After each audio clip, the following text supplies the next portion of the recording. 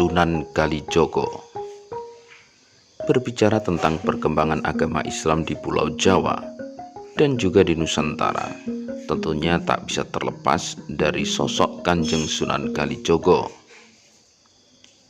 Ya, waliullah yang terlahir dengan nama Raden Mas Sahid tersebut merupakan seorang putra Adipati Tuban, yakni salah satu penguasa wilayah Bawan Kerajaan Majapahit pada waktu itu. Raden Mas Sahid meskipun terlahir sebagai seorang putra adipati, akan tetapi jiwa welas asihnya sungguh-sungguh sangat kentara. Beliau sangat memperhatikan keadaan para kawulo wilayah Majapahit, yang mana hasilnya juga dibagi-bagikan kepada masyarakat miskin. Karenanya di masa muda, Raden Mas Sahid juga terkenal dengan nama Brandal Lokojoyo. Sesaat kemudian Raden Mas Sahid atau Brandal Lokojoyo bertemu sekaligus merampas barang Kanjeng Sunan Bonang. Saat itulah titik balik kehidupan putra Adipati Tuban tersebut terjadi. Raden Mas Sahid kemudian nyantri atau menjadi murid dari Kanjeng Sunan Bonang. Berbagai macam tempaan sudah didapat Raden Mas Sahid. Salah pencarian jati diri, pendekatan diri kepada Tuhan Yang Maha Esa dengan melakukan sebuah tapa brata di pinggir sebuah sungai. Nah, karena saking lamanya tapa brata dilakukan, Kanjeng Sunan Bonang bahkan lupa. Ketika Kanjeng Sunan Bonang teringat, kondisi Raden Mas Sahid sudah hampir tidak bisa dikenali. Tubuhnya dipenuhi dengan lumut. Karena hal itu, Raden Mas Sahid kemudian juga bergelar Kanjeng Sunan Kalijogo. Nah, sama misteriusnya dengan keberadaan masa muda dan masa hidup. Makam yang pertama berada di Kadilangu, Demak, Bintoro.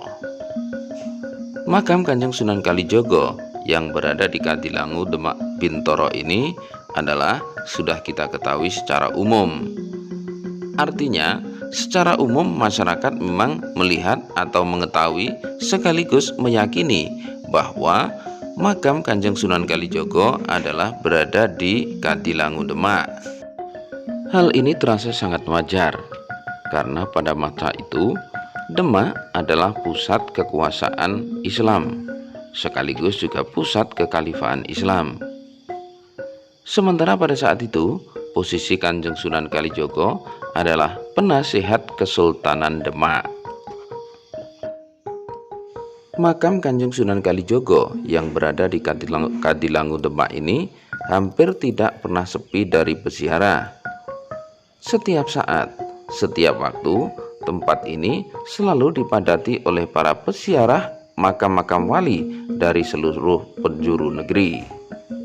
Tidak hanya dari Pulau Jawa, akan tetapi juga banyak peziarah makam wali yang berasal dari luar Pulau Jawa.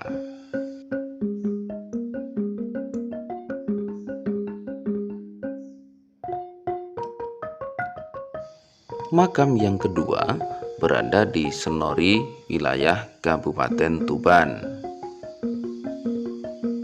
Makam yang berada di Senori, Kabupaten Tuban ini mulai dikenal sekitar tahun 90-an dan menjadi sangat terkenal ketika Kiai Haji Abdurrahman Wahid atau Gus Dur menjadi Presiden Republik Indonesia.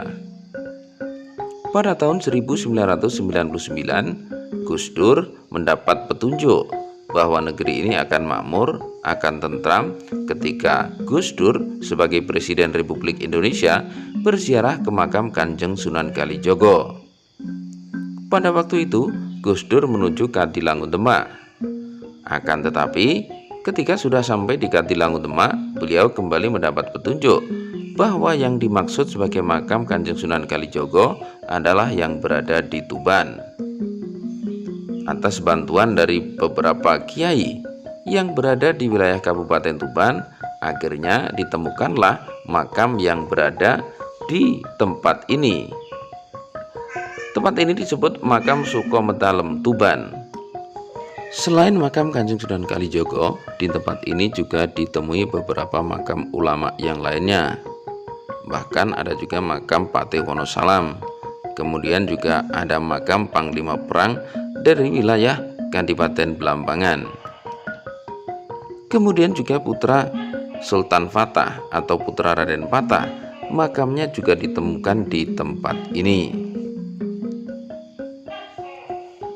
Jika di tempat ini diklaim sebagai makam Sunan Kalijogo, itu pun juga sangat wajar, karena Kanjeng Sunan Kalijogo lahir di Tuban. Bahkan seperti yang kita ketahui bersama, bahwa beliau Kanjeng Sunan Kalijogo adalah putra dari penguasa Tuban, yakni Tumenggung Wilotikto atau Adipati Tuban pada waktu itu.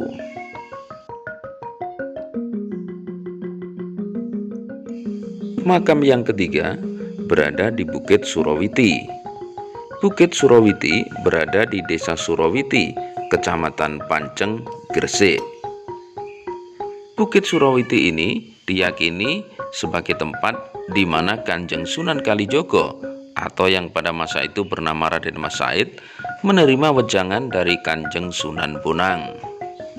Di tempat ini terdapat tulisan yang berbunyi Pasarean Kanjeng Sunan Kalijogo. Pasarean bisa diartikan sebagai tempat istirahat, bisa diartikan sebagai makam.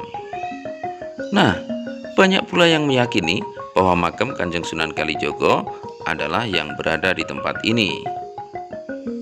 Lantas sebenarnya di mana makam dari Kanjeng Sunan Kalijogo yang asli? Wallahu a'lam bishawab. Gusti Allah yang tahu, dan tentu saja Kanjeng Sunan Kalijogo sendiri. Semoga ini menambah pengetahuan kita semuanya. Semoga ini menambah wawasan kita semuanya. Dan tentu saja semoga bermanfaat. Salam budaya.